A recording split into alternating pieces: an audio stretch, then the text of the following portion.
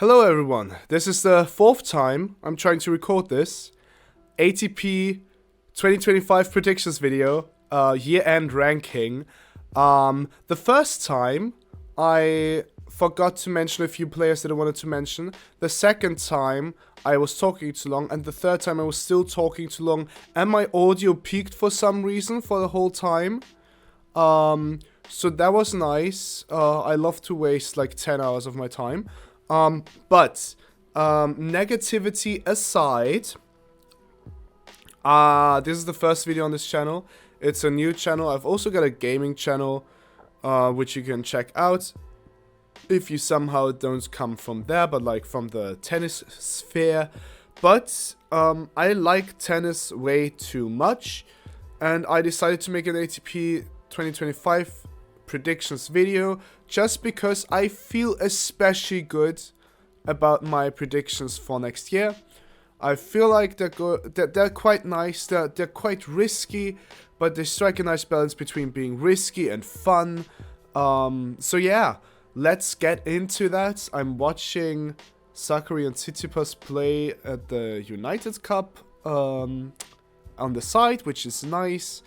That's kind of distracts me from having to record this right after having recorded for 2 hours on the third take, which ended up peaking, as I've mentioned before. So yeah, but I feel like I can still make it quicker. What we're going to look after here are the top 10 guys, of course, but first the next out sections and just people that I think I want to mention that will not be in the top 10. I will try to be a bit quicker this time around. I will try to actually keep this around 1 hour long because you don't have unlimited amounts of time. I don't have unlimited amounts of time. And the less I talk, the quicker I can edit the video and upload it, because I really do want to get it done today, but it's already 3 p.m. and I've already been working on this for 3 hours today, and then decided to, actually re-record it because I think that's better in the long run. Yeah, I can also make a slam predictions video if there's interest in it. I'd love to do that, and an Australian Open prediction once the draw is out. And then I also have something else planned for this channel, which is way more editing intensive. So I have to really decide on whether I want to do this or not. But without further ado, let's move into the next out section, or like the people that I want to mention but that I think will not be in the top 10 yet. For one thing, I want to mention everyone who was at the next gen finals, basically, because I think neither of them is ready yet, because I do think the next gen finals lineup was really good this year, but I also do think that normally you need a bit more time unless you're called Sinner or especially Alcaraz. I don't think we've seen too many players who made it into the top 10 who weren't Nadal or Djokovic, or especially Nadal, at such a young age, right? So yeah, those I want to mention, and especially I want to mention the one who won the event, namely someone called Fonseca, Brazilian guy. You know him, he's 18 years old, number 145 in the world currently, but he's going to rise through the rankings. As long as he stays healthy, which I'm not particularly concerned about, I don't think he's going to like drop in the rankings. He's way too good. He's insanely good, actually. But I think it's not enough for him to be top 10, because that would be a meteoric rise. I think he's going to have some tough draws in there due to his ranking, because if he plays like a top 10 or top 20 guy, that's still not enough if you get like Sinner, Alcaraz, and Zverev in round 1, right? But I feel like I feel like he's going to have his first tournament victory. If he hasn't already. He hasn't already, right? I don't think he has. No, he hasn't. Let me actually check for a second here. Just so I don't spew bullshit. But what I want to say is, I see him like during the golden swing. I see him maybe winning his first tournament. He's good on the clay, and of course he is good. I mean, technically, the ATP Finals is his first tournament win, but I'm not really counting that. Like, let's be honest, he won challenges, but I mean, 250s and above, right? Proper tournaments. I feel like he's gonna win his first tournament, and he's gonna be top 30 by the end of the year. He's got a banging forehand, great all-around game. He's got great movement, and he also can play on indoor hard courts. And indoor hard courts and clay court is normally quite far away, so I feel like that gives me hope that he's at least going to be good at hard courts and clay courts. He's unproven on grass, so that's a big what if. But I see him being maybe even in the top 30 by the end of the year. Moving on, we got someone who is called Giovanni Pericard. Giovanni Pericard, not Pericard. 21-year-old Frenchman, the newest evolution of surfboards. He can hit serves with 240 kilometers per hour. For all the Americans, that's like 146 or so miles per hour, something like that maybe. He's got a decent backhand. His game style, apart from that, is weak. He's not in the top 50 apart from that, I feel like, when it comes to ball striking or returning. But he's going to win his service games. He is already the second best server behind Zverev, and I feel like he's going to beat out Zverev next year, because Zverev, what's really elevates Zverev right now is his in percentage. And I think Pericard can improve his in percentage and can improve his second serve, which is quick but very safe right now. I feel like he can maybe even take off 2 or 3 kilometers per hour and get closer to the lines, just like 10 or 20 centimeters, and get maybe a bit more of it. Because right now the really good returners, they're still getting their record on it. Because if it's quick but it's within arm's length, you're gonna get to it. But on paper, he's got a huge second serve because it's very quick. It's quicker than the average ATP first serve. And he's good on grass, 4th from Wimbledon. He's good on clay, 1 Lyon ATP 250. And he's good on hardcourt, 1 Basel indoor hardcourt 500 event. So yeah, he is good. And I feel like we need. I feel like a few surfboards. Having a few surfboards is actually good. Because everyone's like, oh my god, it's so boring to watch. Yeah, kinda. As someone who grew up on the clay courts, I love the long rallies. But I do also really appreciate the dynamic that having a surfboard on the other side of the court brings. Because then the good returners have to think about, okay, how am I going to approach this?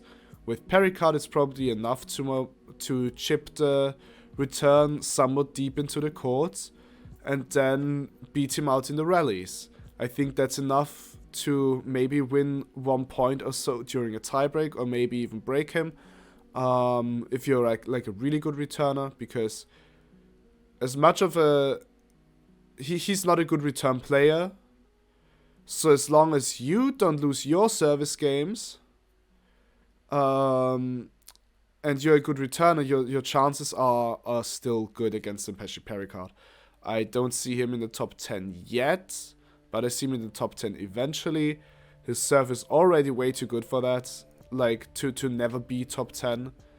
And I feel like he can still improve. So yeah, it's going to be excited to see what he does. I don't think he's going to replicate the season he had last year exactly. I don't think he's going to peak at the same tournaments, because he still has some ups and losses here and there, but I think he's going to have some other peaks. He's just going to peak at different tournaments. Maybe a Madrid, maybe a Cincinnati, maybe a Rotterdam, maybe Australian Open, for example. So yeah, it's going to be exciting to see him. Yeah, and that's what I wanted to mention. Now in the next section, I've got a quick shooter section of guys where I'm like, have we seen everything you have to offer? And I think that's kind of self-explanatory. And I'm putting into this category, I'm putting Korda. I'm also going to be putting Tabilo because I feel like we've seen the best with him. I'm putting Poprin. I'm putting Machac. I'm putting Bias, Lehechka, FAA, Sarundolo, and let's also put Jari here, and Echeverry, and Griekspoor. All of these guys are guys where I'm like, okay, either you've been consistently top 15 or top 30, and or like between those kind of rankings, and that's kind of where you are. So it's more about like finding a new level. For example, if you're Sebastian Baez, great clay courter, 24 years old, still has time technically, like in theory, but have we already seen what you're going to give us? Or are you going to actually peak on clay in a more meaningful amount and maybe get a 1000 title on clay? That would be cool, right? That would be awesome. Same goes for, or a different thing goes for like Korda or Machac or Lehechka, where we're like, okay, your peak actually should be higher than Bias's from what we've seen. So are you going to reach what we assume is your peak by having a consistent 52-week year on the ATP Tour? Or are you just going to show us flashes of what you could be, but never going to amount to what the viewers think you could be? A big offender of that I think is the one I'd say is going to be the least likely to actually step up this year is someone called Talon Griekspoor, who I mentioned before. And there's also some other people you could put into the category. If you mean, you can put Nakashima in there, even though I feel like he's still on the rise. I mean, Machac is also still on the rise, very much so. You could put Borsch in there. But Griekspoor is always one where I was like, okay, he plays so good in big matches, only to end up losing every single one of them. Like, based on his performances in these big matches, like, until he gets within like 10 points of winning them, he's exceptional, but he ends up losing every one of them. So like, okay, if we're like at the French Open next year, and he's like 2 sets to love up against Alcaraz, bet your fucking money on Alcaraz to come back, because Griekspoor is not going to be able to clutch it out. Especially against a player like Alcaraz, but yeah. Mark my words. He's going to have like 3 more matches like this next year, where he's like in a huge position against someone who he should lose against, and he's infinitely far ahead, and then ends up losing. Sorry, it's a bit not disappointing. It's just a bit sad, because I feel like Griekspoor could have maybe even been a top 10 player, but now he's getting a bit older, and I feel like he's past his peak and he's kind of missed his chances if he doesn't take them in the next year or two. Anyway, Griekspoor I don't see rising in the rankings. Some of the other guys I see rising in the rankings. I see all of them quite far away from the top 10 though. Maybe except from these guys, Machac and Machac, honestly. Mickelson, he was kind of included in the ATP Next Gen list. He's going to rise a bit further, I feel like. Same goes for Mansik and guys like that, but yeah, don't see him in the top 10 yet. Don't know if they will make it into the top 10, especially Mickelson. Mansik I have more hopes for, but I just don't know that much about Mickelson yet, so keeping my thoughts open. Who else do we have here? Some Italians. Arnaldi and Corboli and someone called, where are you? Not Sonego, Darderi. All young Italians, all kind of like third tier kind of guys right now on tour. And I feel like especially Analdi and Cobolli could step it up. But are they going to do it already? I don't know. Analdi has been on tour. Especially Analdi has been on tour for a while. Will he step it up? I don't think he will right now. Moving closer to the next out section, let's mention Khachanov. I feel like he's kind of on his way back.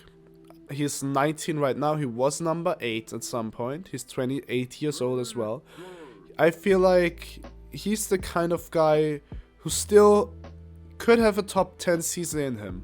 But for that, he needs to have the consistency back at slam level that he had like for 3 years in a row, basically. Where he made a lot of quarterfinals and also a lot of semifinals. So yeah, he's really strong at slams. He wasn't strong at slams last year.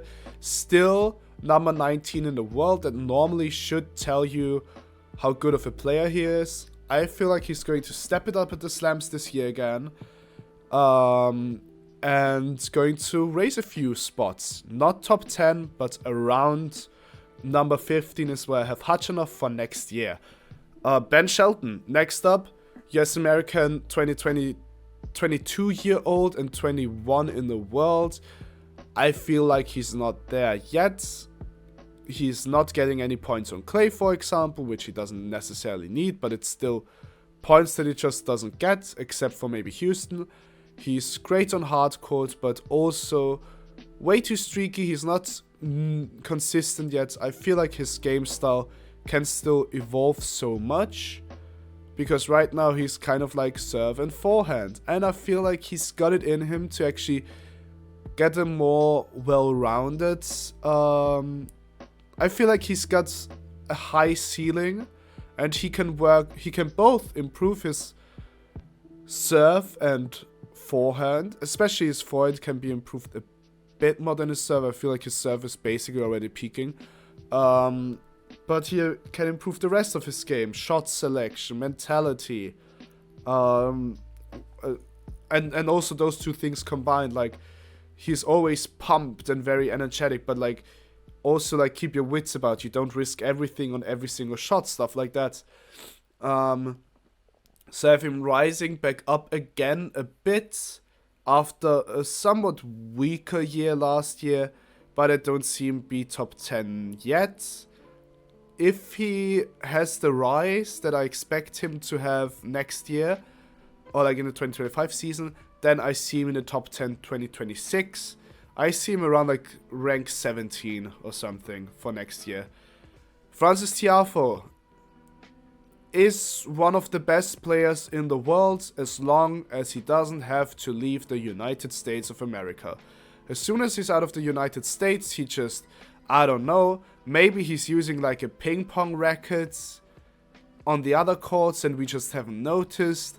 Maybe he's using his left hand for everything and we just haven't noticed, but he just plays infinitely worse when not in the US, and he plays extremely well while in the US. So yeah, is he going to be a top 10 player again? I don't think so. It's such a weird mental thing to have, to not be engaged outside of the US. And he's said many times before that he wants to win the US Open. And I think that's still somewhat possible. I mean, he's made like the quarterfinals like 4 times in a row now. And also made semifinals and stuff.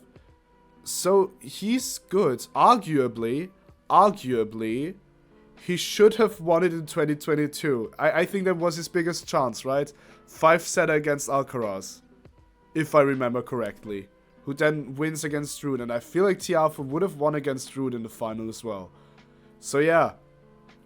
But yeah, hoping for Francis to actually also perform like 90% of his level outside of the US, and he's top 10 again, basically. But I don't think he will. So let me just take a quick piss, and then we'll move on to the next guy. On paper, I don't have Hubi Hurkacz in my top 10. He's number 16 right now, highest rank of 6. I just think the trajectory has kind of been pointing down for him for a bit now, basically the whole of last year, and I think a bit of the 2023 season as well. But what I will say is it's odds that he now has some of the most interesting coaches on tour, namely Nicolas Massou, under which Dominic Thiem won his slam, and also one of the best players of all time, Ivan Lendl. It's insane to me because normally you'd never see these two guys work together, I feel like, and also work together on a guy like Hurkacz, who is kind of a serve bot. Actually, he's not the worst player off the ground, but he's still kind of a serve bot, right?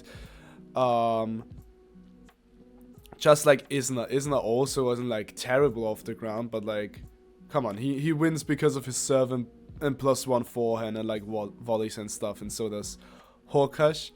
But yeah, what are they seeing in him? Because just because he's a neat guy to hang around with, I don't know why they would work together with him. So that's the big question mark. Can they actually get Hurkacz to a level that's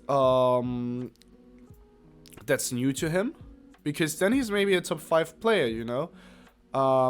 One thing also, because I've said his trajectory is pointing down, that doesn't mean a lot for serve bots normally, because they have shorter matches because they keep the points shorter. So naturally, most of the time their careers end up being a bit longer. If you take a look like a Karlovic, look at like a Karlovic or like an Isner, all of these guys were still performing well into their 30s. Very well into their 30s. So like, even if like Hurkacz has like 2 off seasons, he can still bounce back in and be a top 10 player again. If he gets his first serve back to where it was. And there's still some things that maybe can be improved, you know. The +1 backhand, if he can't get to it with the forehands. The +1 forehand arguably as well. I feel like the forehand off the ground in the rallies can still be improved. He should be able to smother it more. Because it does look a bit wonky at times. But for now, I have him around where he is now. I don't know what to do with Hubi. To be honest. But I'm excited to see where this gets him.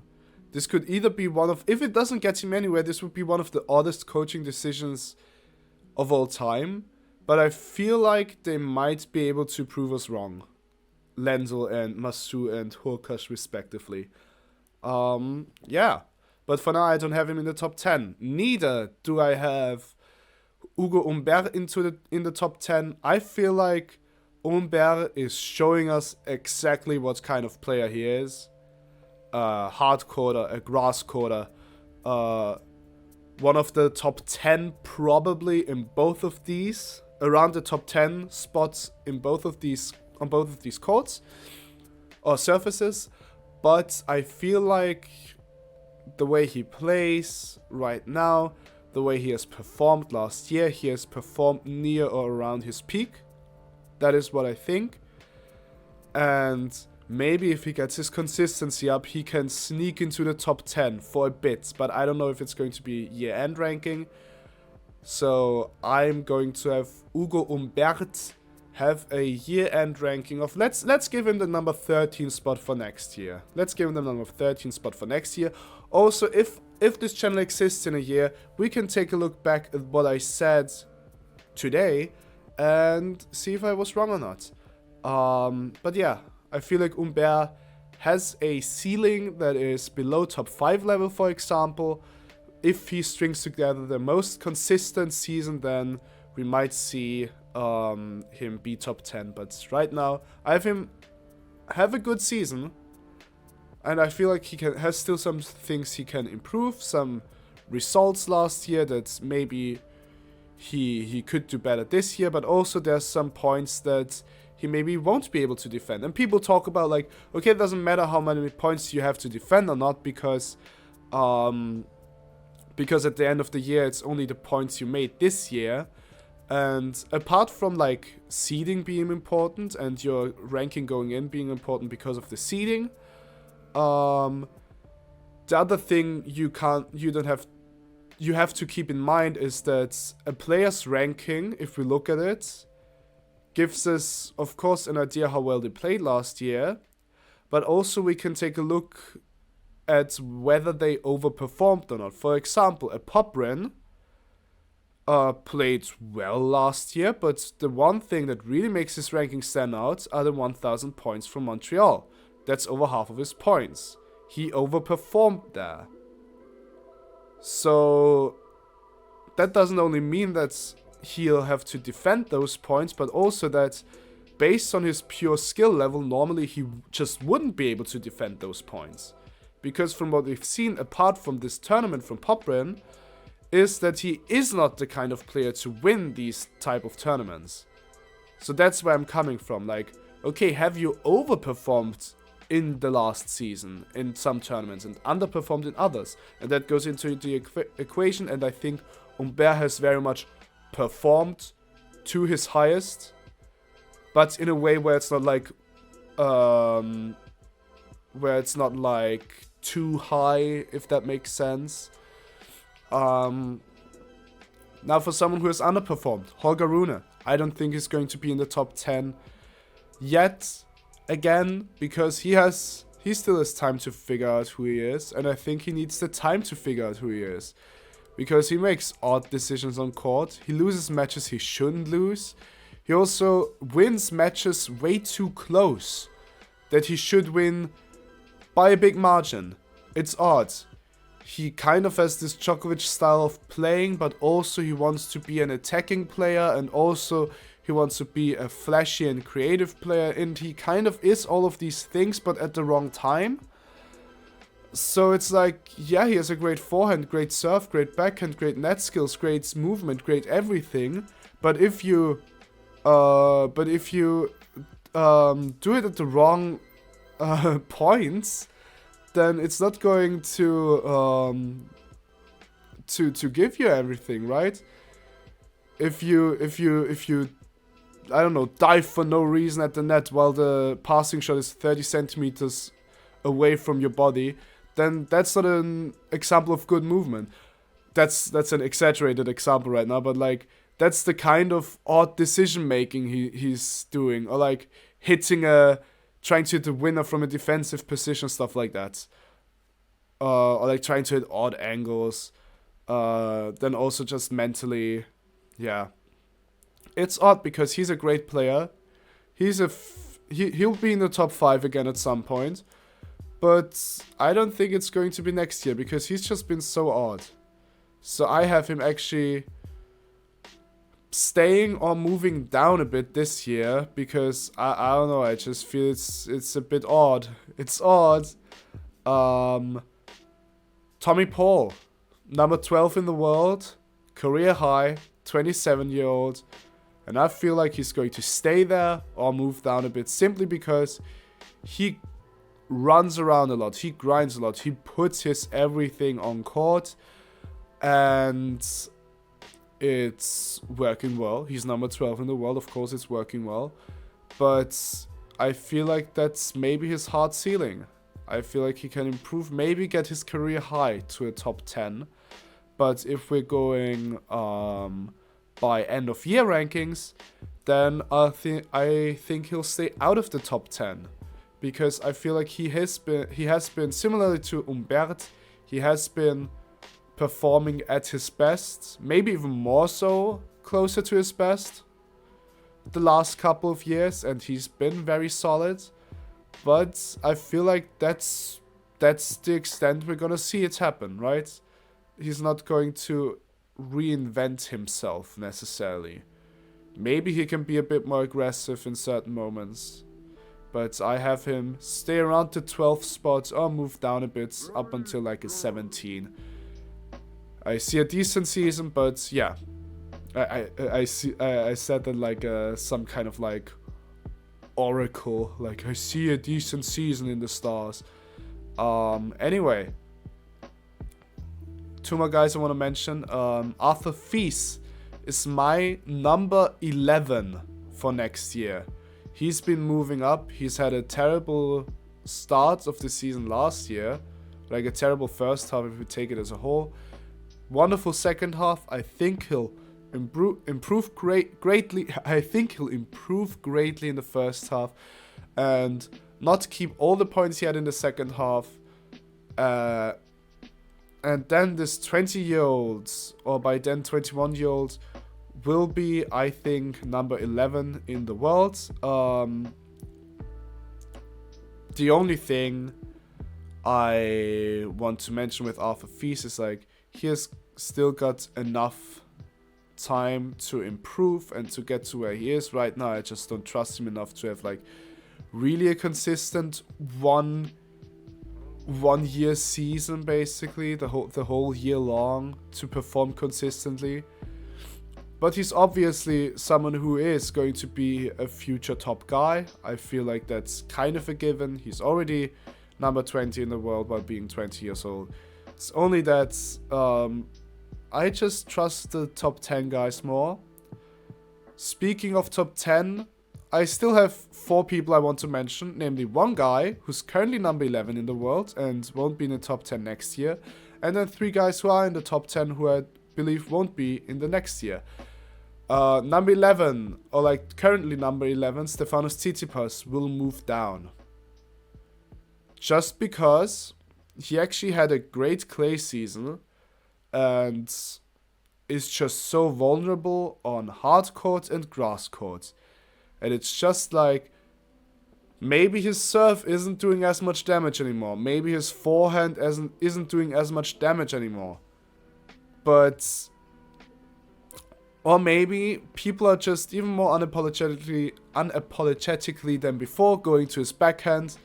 And he has a one-handed backhand that is the worst among the top guys. It's the worst one-handed backhand by a large margin. And yeah, everyone's just going to the backhand. So for the Australian Open, take a shot every time Tsitsipas shanks a backhand, and you won't survive until the second changeover. That's the kind of backhand we're talking here with. And it's also the mentality on court has also been off last year. And I have yet to see a promise, basically, or like signs that will change. Of course, he finally split with his dad, his longtime coach. And last year was also a bit odd with like Paulo Bedosa, this kind of on and off relationship thing that might weigh down on him. But I don't know, he has this glaring problem with the backhand. And I feel like his serve and forehand and net rushing game can be solid enough. But also if I look at the results from last year, his Monte Carlo title, he was kind of lucky. He played really well, but also he beat Sinner partially due to a very weird umpire decision. And that's where like a third of his points come from, basically. So do I see him getting a 4th Monte Carlo title? I don't know. But I feel like the longer his career is going, basically, he's turning into more and more of a clay specialist. So I don't know if we'll see him at another Australian Open final, for example. Right now, if like he was at the Australian Open final a couple of years ago. What are his chances like at the beginning of this year? I can think of 30 other guys who I would say are better hardcore players right now. Doesn't mean that they have higher chances of making a final, because I think those two things are still somewhat different, because Tsitsipas has been there before, so in the quarterfinals and semifinal stages he would theoretically... He's just more solid mentally than, let's say, a Jordan Thompson, who theoretically right now is arguably a hardcourt player on the same or better level. but he's not gonna make a final. Yeah, I have him moving down. So, to the 3 top 10 guys that I also have moving down, and out of the top 10, how much? I've been recording for 37 minutes. That's civil. I have the number 10, Grigor Dimitrov. He's just getting older, and that's the main reason. I feel like last year he had a great season. He's consistent, but he doesn't have the deepest runs all of the time because he's never been a physically good player. Very much different from physically good looking, because we know Dimitrov is a pretty boy. Sorry, but like yeah, he does not have the stamina to like make another slam semi-final, apart from maybe Wimbledon if the stars align. But he knows who he is on court. He's got a good all-around game, and his one hand is actually kind of balanced. He knows when to hit the drive and really hit through the ball, and he knows when to slice. And he's got kind of good mental state, and he's got a great forehand. He's good. And I feel like based on his last season, he had like a really good season for a 33-year-old and was top 10. So now moving into a 34-year-old, is maybe his stroke speed just gonna be a bit slower? Is he maybe just going to lose a step or two, or a step or half? If that's the case, then he'll move down the rankings. If not, then I think he'll still move down the rankings a few spots, because it's hard to replicate this kind of season with this kind of game style at age 30 plus, basically. But yeah, I hope he'll win a title. I would love for him to win another big title as well. I still think if stars align, he can make another Masters 1000 final. I don't know, maybe get a second title. Would be great. But at least he got his title last year, a 251, because it has been such a dry spell for Dimitrov, and he deserved the title. So I hope at least another 250 for Dimitrov, but I'll have him move down an undisclosed number of spots.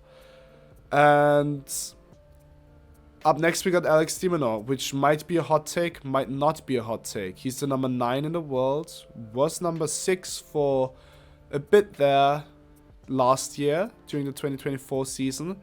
He also was hurt during Wimbledon. If he hadn't been hurt, he probably would have ended the year being, let's say, at least 7 or 6 in the world. He wouldn't have gotten to Medvedev, I don't feel like, but he would have gotten to 7 or 6.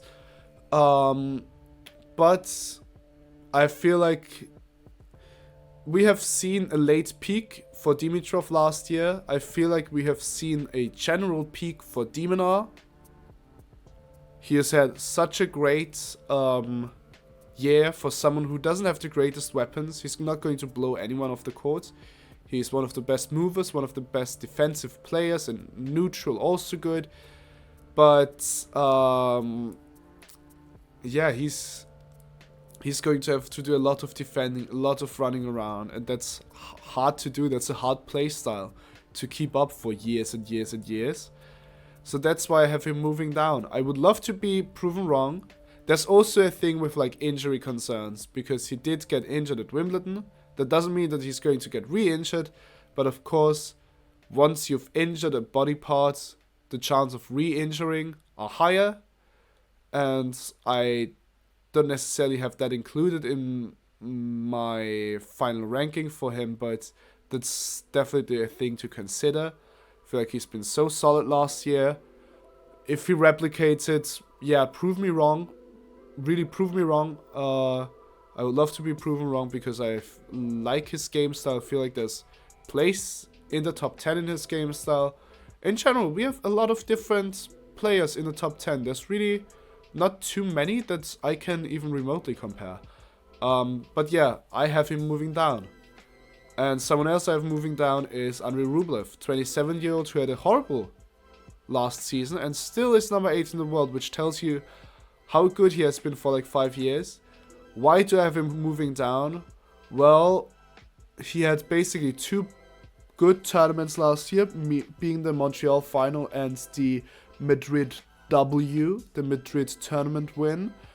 And apart from that, he really played like shit for a lot of the year. He still hasn't gotten past the quarterfinal at the Slam. That also weighs down on him. And his on-court behavior has just gotten to a new low last year. And as long as I don't see improvements in that department, I don't think he'll raise up again. I do think, you know, he's always been a player who needs the fire on court, but I do think it's gotten to a point where he burns himself. Like, viciously. Like, those are some third-degree burns, basically. And I think the way he played last year, if he doesn't have, like, any miracle runs, like in Madrid or Montreal, then he's going to lose a lot of points. If he plays like he played like the other 40 weeks of the year, then he'll move out of the top 10, and that's why I'll have him out of the top 10. Which will be the first time in like 4 or 5 years that he'll be out of the top 10, so this is a hot take. And I've been harsh on Rublev now, but I do like Rublev. I do feel like he is he seems like a nice guy. I don't know, but I feel like he needs professional help, and he needs someone who takes a look at his mental state. And he already has people looking at his mental state. A lot of tennis players have, of course. But I feel like he needs to make improvements there. And as long as I don't see them, I have him declining, because I just don't think he'll be able to repeat the high points of last season, but I do think he'll be able to repeat the low points. So yeah, that sucks. But now we actually got the top 10, starting off with Matteo Berrettini, who had the 4th highest win percentage last year, played in 15 tournaments and won 3 of them, and is just a menace, and arguably maybe even, he's definitely a top 10 guy on clay and a top 5 guy on grass, and not as good on hard courts. As we know, he doesn't have a hard court title, but he's just so good. And 4th highest win percentage while not playing a full schedule. And with Berrettini, it's always like, okay, is he going to be sick? Is he going to like get hurt or something? But if he doesn't play like 15 tournaments next year, but like 20 tournaments, and keeps up the upward trajectory we've seen, and he's had horrible draws as well as the slams. He played Fritz at the US Open and Sinner at Wimbledon. That's horrible. And he didn't play Australian Open or French Open. Those are like so many points. He basically got only points to gain. And he's a guy who's also getting through a lot of those 250 draws that he's participating in, because he's just serve plus 1 is just so solid for him. His backhand is not as great, but like his serve plus 1 is just a weapon. Yeah, and I just love to see him get back into the top 10, and I think it's going to happen. As long as he doesn't get injured again. Like, knock on wood or whatever, but like, I feel he's going back into the top 10, and I feel like he's going to have a good slam result. If he's got a good draw at Wimbledon, he's making a slam semi-final at least. Who's going to stop him? Who's a better grass courter? Is Jannik Sinner a better grass courter? I mean, he beat him last year, but is he gonna beat him consistently? I don't know. Maybe, probably.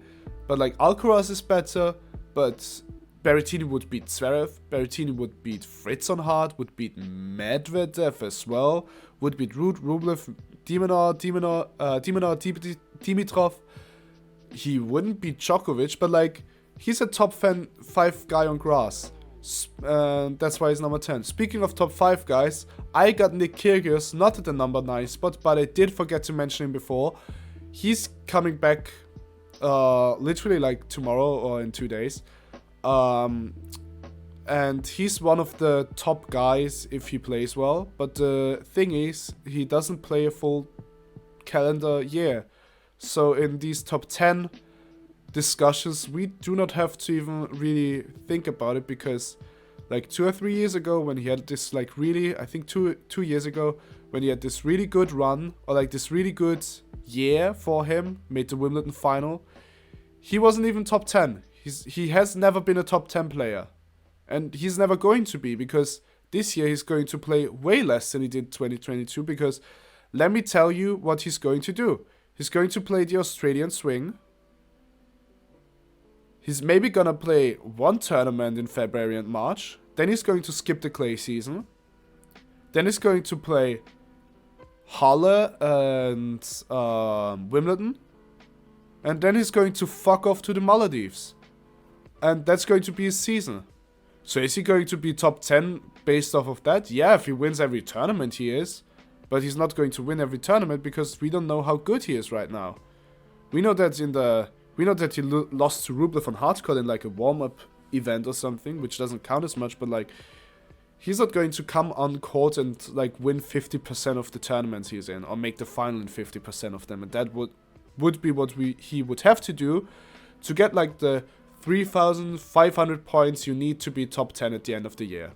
And there's no way he's getting 3,500 points. As good of a player as he is.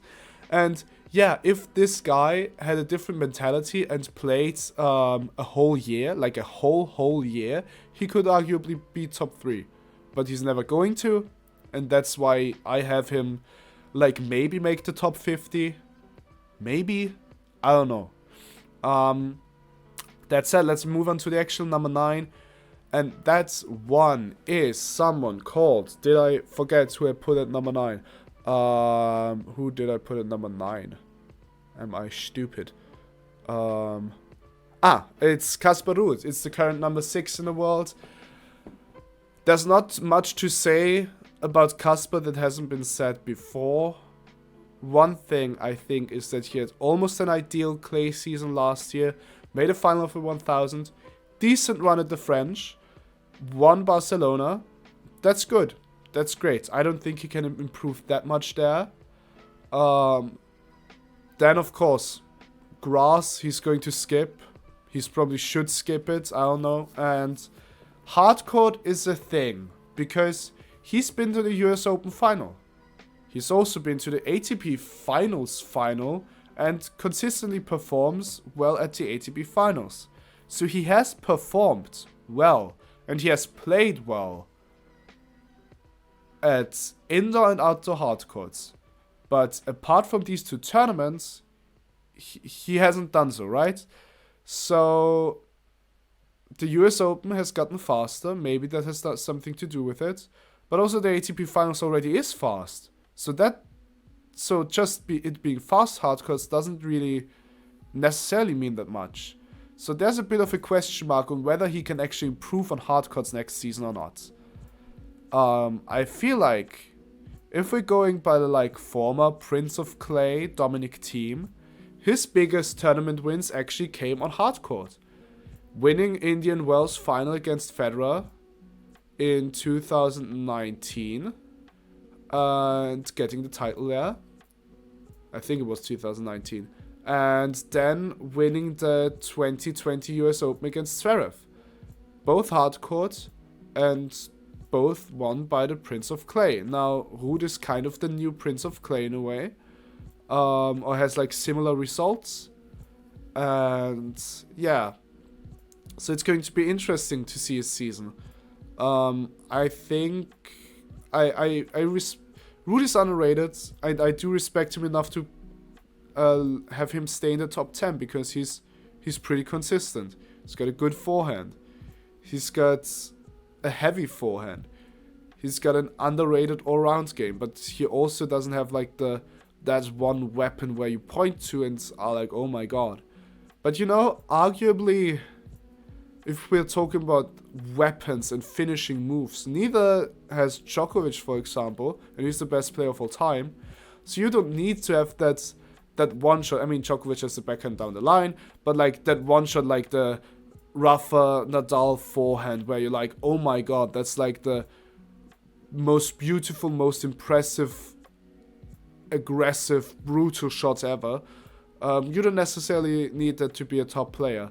And he's been number 2 in the world at some point for some fucking reason. I don't think he's necessarily someone who should have a number 2 career high ranking, but I do feel like that if he can get back to the Ruud he was in 2022, he might get back to like a number 4 or something. But right now I have him moving down to number 9. Number 8 and 7 are my hot takes, the hottest takes I have. Number 8, we got Lorenzo Musetti. Great all-court player, especially on grass and clay. Bronze medal at the Olympics, semi-final of Wimbledon. He's been fantastic, and it's the first time that Musetti, I've always jokingly called him Lusetti, because sometimes he plays really well and sometimes he just loses. And that hasn't happened this year, or like in the 2024 season. He played really well. He played quite consistent, and he played every time. He seemed to be like mentally in it, and I think that's kind of why he has kind of grown up as a player. He has a one-handed backhand, so that's going to give him some disadvantages here and there, because he doesn't have the one-handed backhand of like a team who had like a great one-hander once it was on, or like a Dan Wawrinka, who had like one of the most consistent one-handers, or like a Federer, right? But he doesn't have a terrible one-hander, and he's got great all-around playing style on all courts, and I feel like the trajectory is going up, and that's why I have him at number 8. I feel like he's actually not due for. He's actually won 500s. I feel like he can just have a similar season as last year, but also perform well at some of the tournaments he didn't play in last year. And really have a better results at like the 1000s, especially on clay. And also better results at the slams in general, apart from Wimbledon. So yeah, that's why he's my number 8. And on number 7, I have the other hot take, which is Jack Draper. The Brit who made the semi-final of the US Open, who won Vienna. I watched it live. That was amazing. Was the first ATP match I was able to watch live. Was great to see him play. For the first 1.5 sets, he played phenomenal, and then he managed to win in straight sets, although the ending wasn't that pretty. Yeah, he's got a fantastic forehand, underrated backhand as well. Like, his backhand wing is not a weakness, I think, which it easily could be, because you have to deal with the cross-court forehand of your opponent. But I feel like he can redirect the ball well. He can take pace off and add pace to the ball quite well. He can hit nice angles. He's got a great serve, and he's got the lefty forehand that's going to give him a lot of not 3 points, but he's going to be able to attack a lot, is what I want to say. And if he beats his inner sick Victorian child, which I think he might be, which means that he doesn't get sick every 3 weeks and doesn't get hurt every 3 weeks, then he's my number 7 player. I've got my stock in check. And yeah, can't wait to see him next year. I feel like he's got the mentality to want to prove who he is to those around him, and was a great kind of comeback-y season last year, and I think he can continue. And now, number 6 in the world, we got Daniil Medvedev. the former world number 1, is at number 5. He didn't win a title last year. He has Australian Open final points to defend that I'm not sure he'll get to this year. And that's because he's getting a bit older. So he might lose like quarter of a step because has such a physical game. And that means like the runs in those 5-set tournaments is going to be hard for him. Because even if you have like the best physicality in the game, and I think Medvedev is still top 5 in that department, you still can't like play like 100 hours a week and expect to like be as fit as the guy who played like 12 hours. So that's why I have Medvedev at 6. And the other big thing is the serve. It's declining a lot, shockingly much. And it's because of the shoulder. It's a recurring issue.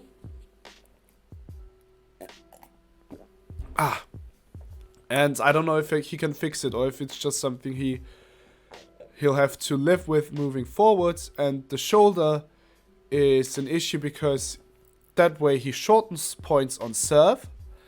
And if he has shorter points on serve, he can afford to have more grindy points on return, which he has due to his far behind return position.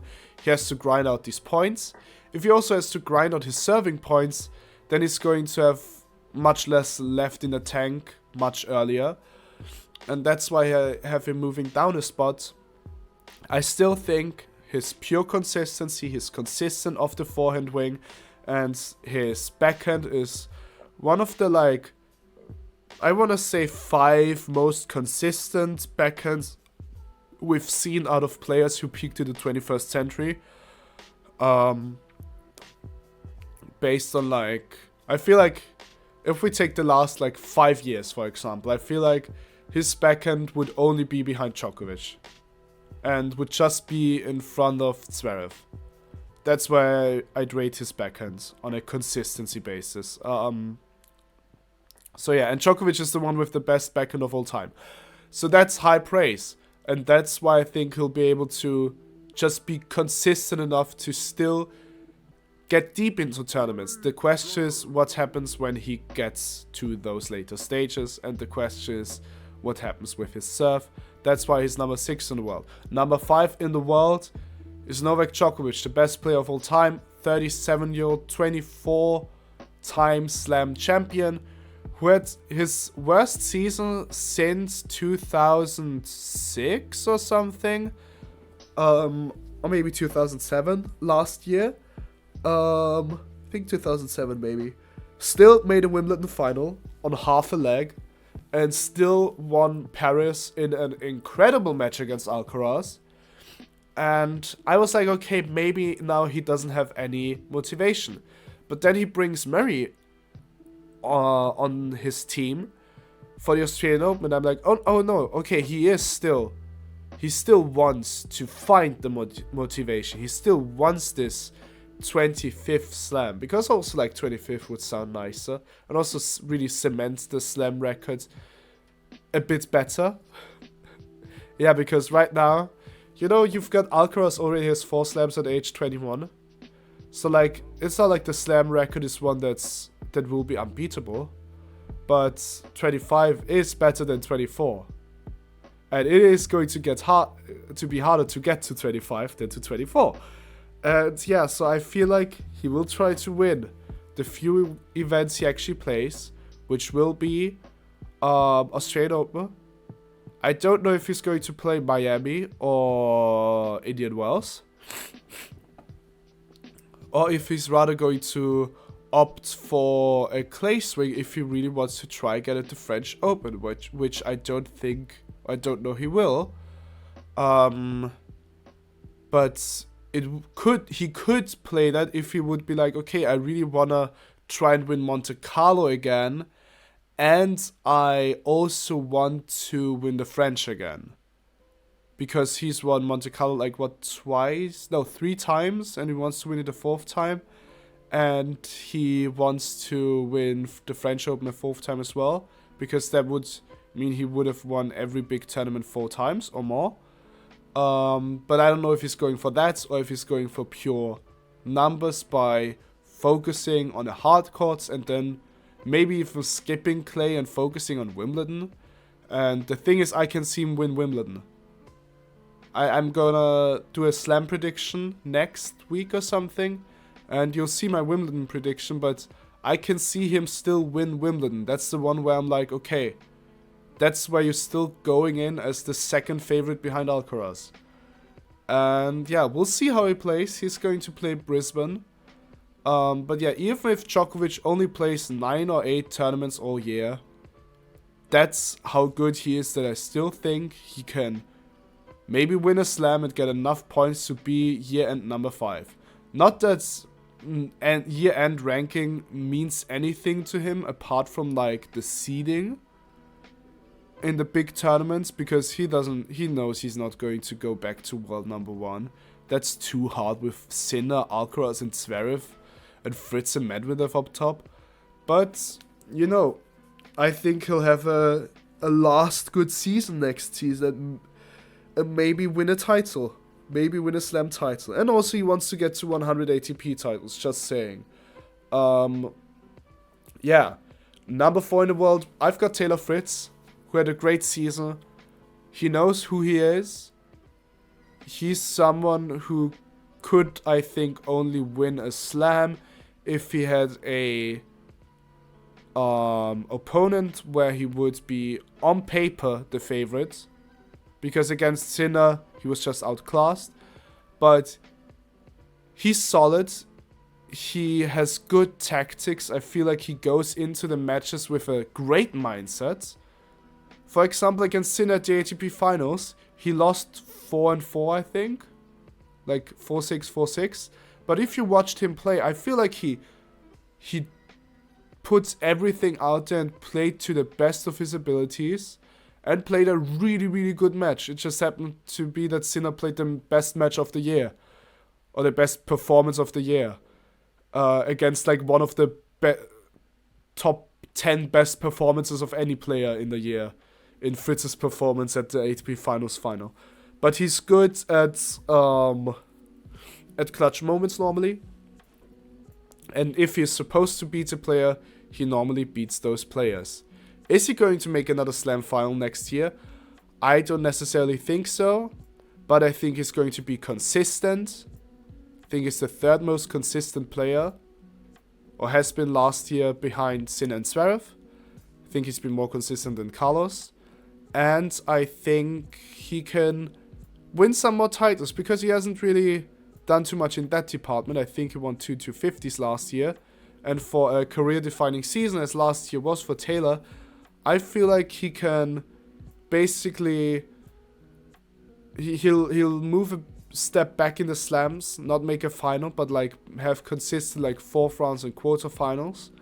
And then win like a 500 and like a Masters. I think that's the kind of season he's going to have. And I feel like at the end of the day, that's going to be enough for him to get another, again, rather close, but another number 4 spot at the end of the year.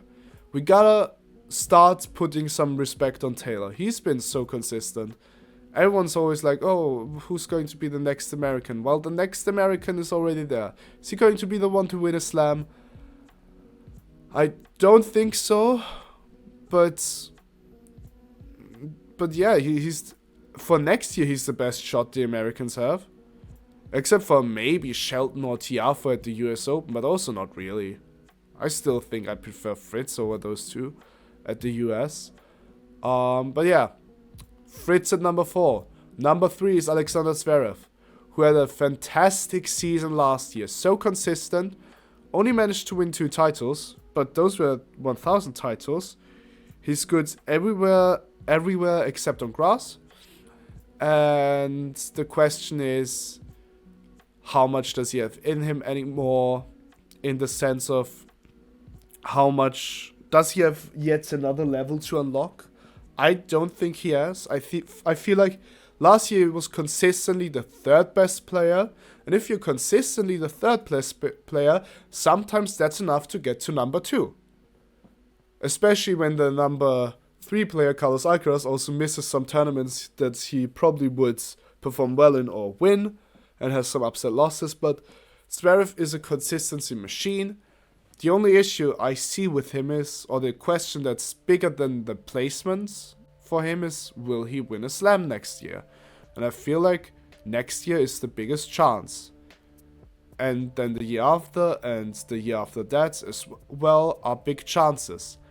I don't think that if he turns like 32 or 33, he'll have that many chances anymore. But until then, let's say the next 3 years, every slam except Wimbledon is a decent chance. It's on paper a like 1 in 4 chance that he's winning it. Because he's one of the top 4 guys, right? And he can beat Sinner, he can beat Alcaraz, and he cannot beat Fritz. But that's another issue. But the problem is that once he's in the slam finals, he loses. He should have won the US Open. He should have won the French Open. And it's odd to kind of talk about that because we have Medvedev, who has lost so many finals, but also he won one. And Thiem also lost a lot of finals, but he also won one. And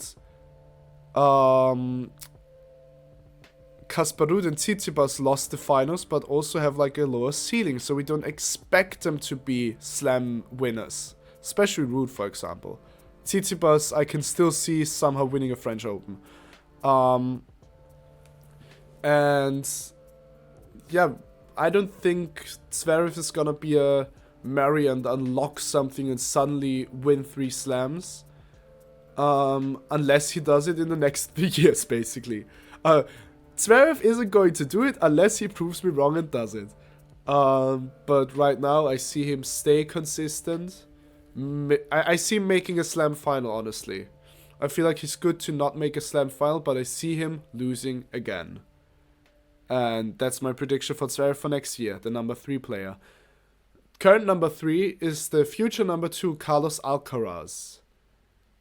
He is the best player we've seen since the big 3, kind of. I feel like his peak is similar to the peak of the big 3, but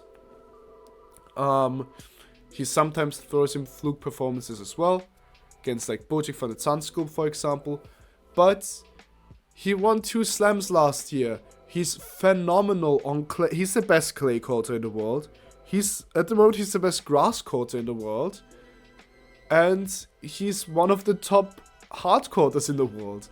He's so good. He's 21 years old and has 4 slams. I mean, it's not surprising that he's near the top, right? It's Carlos fucking Alcaraz. He's amazing to watch. And again, he can still improve. I feel like his shot selection, while creative at times, is a bit too leisurely, maybe.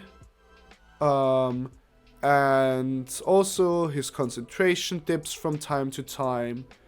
And he has fluke performances, and his serve can be improved. And those are things that he can improve, and he's already such a good player. He's the best mover. He's the best mover on clay especially, and on grass as well, I'd say.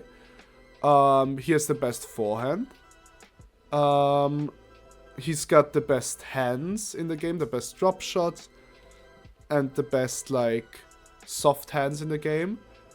And that's why he'll be number 2 next year. I see him winning a slam next year because he's done so for the last 3 years. And honestly, in some cases, 2022 was quote-unquote, could have been quote-unquote better because he was sick for a bit of the first half, didn't play all the Masters 1000 events, and once he's in the Masters 1000 draw, he's basically set to make the semis or final, at least, because he's just so fucking good.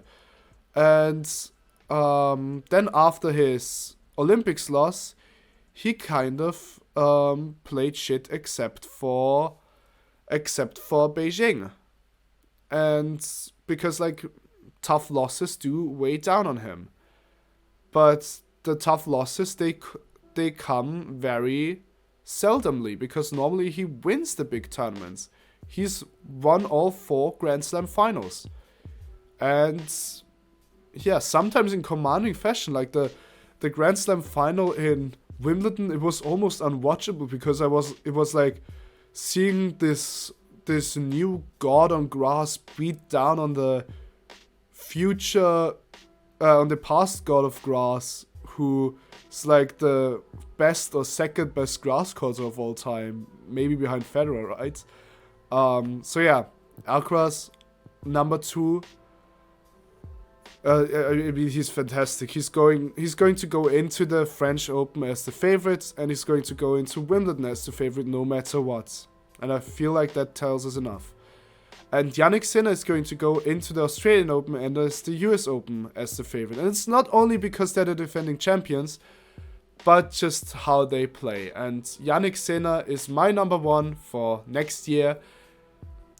He's just been so good this year. And I feel like there's even the littlest things he can improve. I feel like he can still improve his physical somewhat, so he can actually beat Alcaraz on at the semi-final 5th set French Open, for example. Or like again, if he figures out Alcaraz, then he also beats him at the Beijing final, for example, which he lost in a very close fashion. But last year, Sinner won 2 slams, and he won more tournaments than he lost. And he had 6 losses, the most egregious of which was a very divisive loss because of a mistake by the referee against Tsitsipas at Monte Carlo, which is Tsitsipas' favorite tournament, by the way. By far, by the way. And the only other losses were to Rublev, then to Medvedev, and 3 times to Alcaraz, none of which were in straight sets. And the Grand Slam losses both were in 5 sets. So, what does that tell us? That tells us that Sinner last year has had the second best, I'd say, 2 slam year ever since Federer 2005. And the best year anyone has had, apart from Djokovic 2023, 15 and 11, and maybe Rafa 2010 or 2013, something like that. So yeah, he's had one of the top seasons this century. One of the best win percentages this century of all time, basically. He's been so good, and if he doesn't get banned for his doping thing that happened, I see him still being at the number 1 because he's so good at hard courts. He's a top 5 player on clay and grass as well, but the big points are on hard courts, and he's just so good. Who's going to beat Sinner? If you're going into a match and you're like, okay, he's going to play, I don't know, Harin Khachanov at Miami quarterfinals, you're like, okay, Sinner wins this 6-4, 6-2. With other players, like a Rublev, or at this point even a Djokovic, you're like, maybe there's something there for the opponent. But with Sinner, you feel so safe that he's going to make it. And that's why I also feel very secured in my pick for the number 1, which is Jannik Sinner. I hope you enjoyed this video. I do have a Patreon below, which is also linked with my other channel. So if you subscribe to my Patreon, you get the benefits for both channels. That's kind of crazy. That's a 2-in-1 package. Oh my god. But yeah, let me know if you like this video. I'm going to try to do some social mediaing to get this out to some people, so it actually has more than 50 views or something. But yeah, I hope you enjoyed this. I try to keep it short. 1 hour, 17 minutes. That's civil. That's watchable. That's wonderful. Yeah, and we're going to have slam predictions coming up next week. I hope, I think. Maybe. It depends on whether you like this video or not. If this gets like 0 views, then I might not do it. But yeah, much love from me.